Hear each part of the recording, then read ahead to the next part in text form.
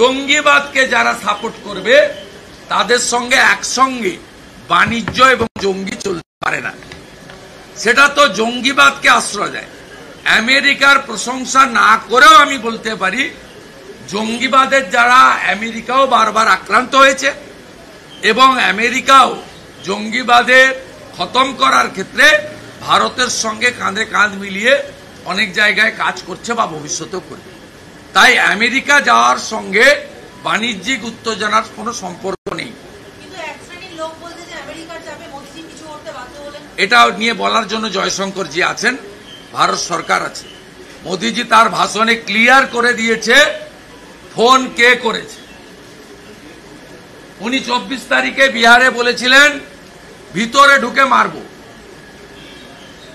100 kilometre ভিতরে ঢুকে মাসুদ আজহারের বংশকে নির্বংশ করেছেন। জানাজার নামাজ পড়েছে। তো মোদিজি ছিল বলে সম্ভব হয়েছে। গুড়িয়ে দিয়েছে পাকিস্তানের সমস্ত এয়ারপোর্ট। ক্লিয়ার মেসেজ অনেক আগে থেকেই বিএসএফ ওনার বাড়িতে গিয়ে বলে এসেছিল আমাদের অপারেশন সিঁদুর না হলে আগেই চলে আসত। এবং উনি হেলদি ছিলেন। আমাদের যে এমএলএ ডেলিগেশন টিম গেছিল ওখানে অম্বিকা রায়, বিমান ঘোষ, পবন সিং, এক্স এমপি অর্জুন সিংহ একদিন গেছিলেন।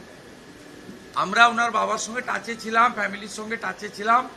বিএসএফ এর অফিসাররাও গেছে, বলে এসছে যেহেতু অপারেশন সিঁদুর চলছিল তাই হোল্ড হয়ে গেছিল, কিন্তু তিনি ফিজিক্যালি একদম সুস্থ ছিলেন, স্বাভাবিক ছিলেন।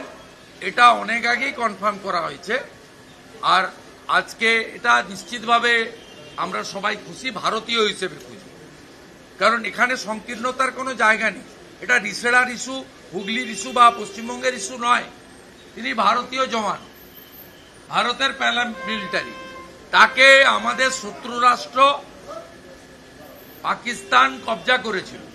তার ফিরে আসাটা যারা ট্রু ইন্ডিয়ান শেকু মাকুদেররা ছাড়া তারা প্রত্যেকেই হ্যাপি হবে। আমরা ওয়েলকাম করছি এবং all credit goes to Bharat সরকার, যশস্বী স্বরাষ্ট্রমন্ত্রী, তিনি প্যারামিলিটারি ফোর্সের মিনিস্টার, এবং obviously mister Daljit Singh, the DG BSF.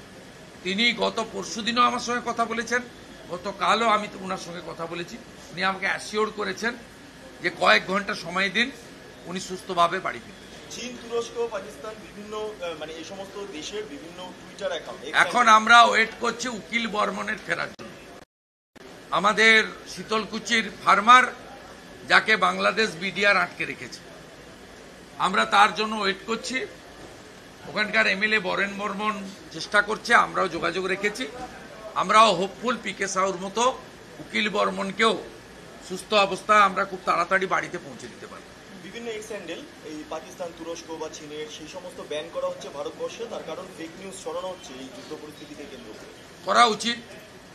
আমি তো আইটি মিনিস্টারকে বাংলাদেশের কিছু পোর্টাল চ্যানেল নিয়ে পয়েন্ট আউট করেছিলাম।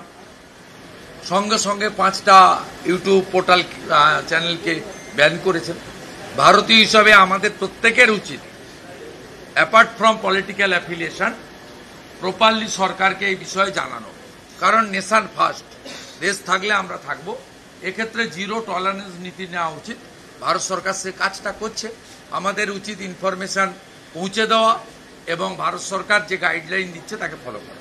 আজকে আপনাদের উপরে যে মিটিং হলো একটা, আপনারা বারবার ভোটার তালিকার দিকে বিশেষ নজরের কথা বলছেন। না, আমি ওই মিটিং নিয়ে আপনাদের বলবো। এটা কমপ্লিটলি আওয়ার ইন্টারনাল মিটিং। আপনারা 48 ঘন্টা পরে গল্প লিখবেন, অসুবিধা নেই। বিধানসভায় সিদ্দিকুল্লাহ চৌধুরী থাকবে, ফিরাদ হাকিম থাকবে। ফিরাদ হাকিম বলেন ইহা ভি এক মিনি পাকিস্তান হ্যায়। আমাদের কাজ আমরা করেছি, আমরা ওরা কি করবে জানার দরকার নেই। আমরা যে বিধানসভা বিএসএফ এর বিরুদ্ধে সিদ্ধান্ত নেয়, যে বিধানসভাতে ইডি সিবিআই এর বিরুদ্ধে রেজুলেশন করে, সেই বিধানসভার কাছ থেকে আশা করেন কি করে এগুলো? সেই বিধানসভা থেকে এগুলো আশা করেন কি করে? একটা মন্ত্রী দাঁড়িয়ে বলছে রামলীলা ময়দানে 2000 করে লোক প্রথম জেলায় বসাবো, তারপরে কলকাতাকে 15 মিনিটে টাইট করে দেব। ওদের কাছ থেকে এগুলো আশা করেন কি করে? আপনারা বিধানসভাতে কোনো কর্মসূচি করবেন? আপনারা বিধানসভাতে কোনো কর্মসূচি? বিধানসভায় তো পার্টি তো আমাদের পরিচয়। বিজেপি টিকিট দিয়েছে বলে তো আমরা এমএলএ। তাই পার্টি অফিসেই রেজুলেশন হলো, বিজেপির এমএলএরা করলো। পার্টি আমাদের ডাইরেকশন অ্যাডভাইস করেছিল। আমরা আজকে প্রায় সকলে এসে 2-4 জন ছাড়া এই রেজুলেশন নিলাম এবং এই রেজুলেশন আমরা মাননীয় প্রধানমন্ত্রীর দপ্তরেও পাঠাবো এবং 3টে আর্মি চিফের কাছে এবং সিডিএস এর কাছেও পাঠাবো। জঙ্গিবাদকে যারা সাপোর্ট করবে তাদের সঙ্গে একসঙ্গে বাণিজ্য এবং জঙ্গি চলতে পারে না। সেটা তো জঙ্গিবাদকে আশ্রয় দেয়। আমেরিকার প্রশংসা না করেও আমি বলতে পারি জঙ্গিবাদের যারা আমেরিকাও বারবার আক্রান্ত হয়েছে এবং আমেরিকাও জঙ্গিবাদের খতম করার ক্ষেত্রে ভারতের সঙ্গে কাঁধে কাঁধ মিলিয়ে অনেক জায়গায় কাজ করছে বা ভবিষ্যতেও করবে। তাই আমেরিকা যাওয়ার সঙ্গে বাণিজ্যিক উত্তেজনার কোনো সম্পর্ক নেই। এটা নিয়ে বলার জন্য জয়শঙ্করজি আছেন, ভারত সরকার আছে। মোদিজি তার ভাষণে ক্লিয়ার করে দিয়েছে ফোন কে করেছে। উনি 24 তারিখে বিহারে বলেছিলেন ভিতরে ঢুকে মারব। 100 কিলোমিটার ভিতরে ঢুকে মাসুদ আজহারের বংশকে নির্বংশ করেছেন। জানাজার নামাজ পড়েছে। তো মোদিজি ছিল বলে সম্ভব হয়েছে। গুড়িয়ে দিয়েছে পাকিস্তানের সমস্ত এয়ারপোর্ট। ওদের বলুন না, আমাদের একটা রাফেলের তাকত দেখিয়ে দিয়েছে এবং বাইরের অস্ত্র লাগবে না, লখনৌতে তৈরি করা ব্রহ্মসই গুড়িয়ে দিয়েছে। উনি কে? এদের বাপ ঠাকুরদা 14 পুরুষ তো চীনে আছে।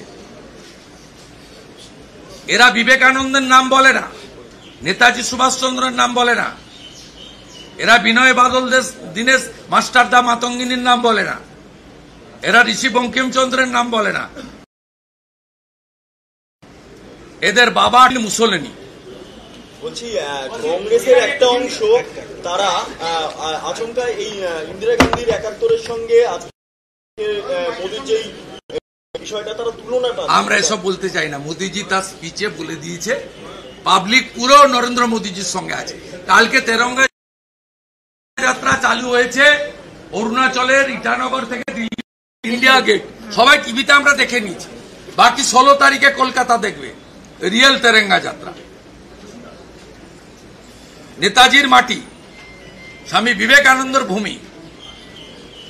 অর্থাৎ এই মাটিতে সমস্ত রাষ্ট্রবাদী মানুষ নরেন্দ্র মোদীজির সঙ্গে আছে। আমরা 260টা মুন্ডু চেয়েছিলাম, 1000-এর বেশি মুন্ডু পাওয়া গেছে।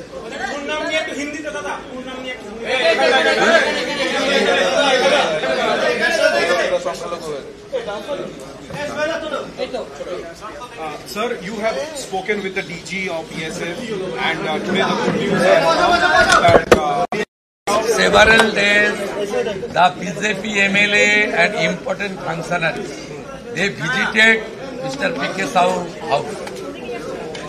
A 4-member BJP MLA team also visited and spoke. Our ex-MP also visited and spoke. Myself also spoke to the family several times. I requested DG BSF. He assured me before 48 hours we are working within short period, matter will be resolved. The all credit goes to Ma Durga. All credit goes to our beloved Prime Minister of India, Mr. Narendra Modi. All credit goes to our Home Minister, strongest Home Minister of our country, Mr. Amit Shah, and also the DGPSF. They did extraordinary job. P.K. Sahu is returning. We are happy. All the Indian, true Indian are also happy.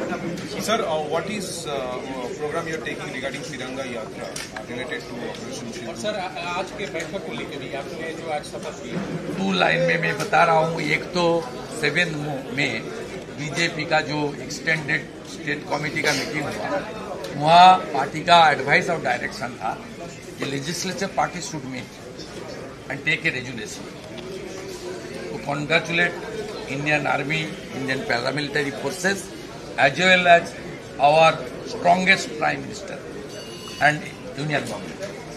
Today we met in our Salt Lake Vidhannagar BJP office. All BJP MLA met and we took a resolution to congratulate our armed forces, especially the army and paramilitary, and our respected Prime Minister of our country for the victory of the Operation Sindhu. आज पूरा जितना भी BJP का हमारी माता, दीदी, बहन MLA सब लोग ने इसको लीडरशिप दिया रेजुलेशन, हम लोग उसका साथ खड़ा हुआ। और सेकेंड थिंग क्या बता रहा था? तिरंगा यात्रा को लेकर पूरा देश में तो शुरू हो गया है, बंगाल में भी शुरू हुआ है।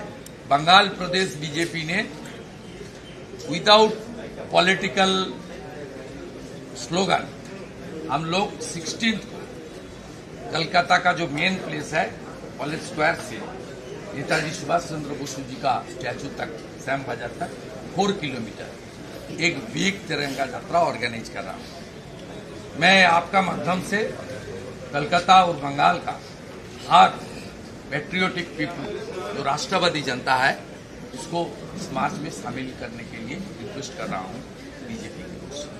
दादा दिल्ली की पूर्व मुख्यमंत्री आतिशी मार्लेना ने सेना के शौर्य पर क्वेश्चन उठाया है, क्या कहना? सेना के शौर्य पे प्रश्न उठाया है। ये लोग दुखी है, ये लोग बहुत दुखी है। जितना मुंह तोड़ जवाब 100 किलोमीटर अंदर घुस के हमारी एयरफोर्स, हमारी आर्मी और बॉर्डर में पैरामिलिटरी जिस तरीके से दिया है, जिस तरीके से हमारी Indian arms equipments modern drone से लेकर मिसाइल से लेकर फाइटर जेट से लेकर जितना कामयाबी मिला, जिस तरीके से मासूद अजहर तो उन लोग का फ्रेंड है,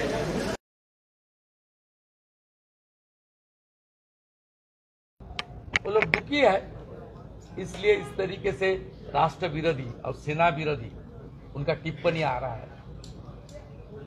ये लोग रिजेक्ट हो गया है चुनाव में, और जो बाँचे खुचे हैं बंगाल में और तमिलनाडु में 1-2 एरिया में, वो भी अगले दिन साफ हो जाएगा।